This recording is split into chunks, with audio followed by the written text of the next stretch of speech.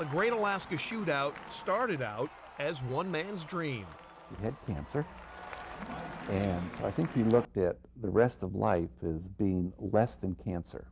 You know, what can they do to me now? You know, I've seen the big one. He was Bob Rochelle, coach of the UAA men's basketball team for just one season, 1977. But in that season, Rochelle left his mark on the school.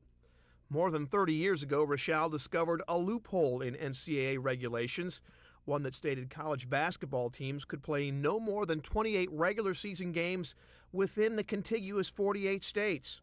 So Rochelle figured it would be easy to get 7 Division I teams to come to Alaska to play 3 games that wouldn't count against their regular season total. And he called me on the telephone. He said, what do you think about having a little tournament?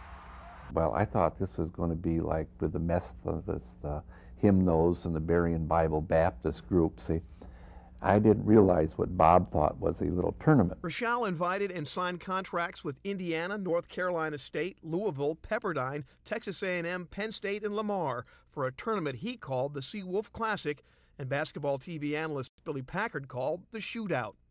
Rochelle never coached a shootout game. He was fired after the 1977-78 season for a list of NCAA violations.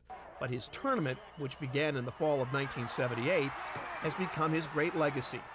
Over the last 3 decades, the Great Alaska Shootout has become one of the premier preseason tournaments in college basketball. It has drawn to Alaska such basketball greats as James Worthy, Danny Manning, Len Bias, Patrick Ewing, Bryant Reeves, and Glenn Robinson.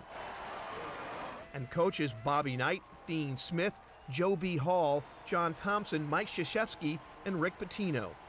In 3 decades, the Shootout has grown up from the vision of Bob Rochelle to bring big-time college basketball to Alaska to UAA's signature event. It's a celebration, it's a happening, it's more than just the basketball games.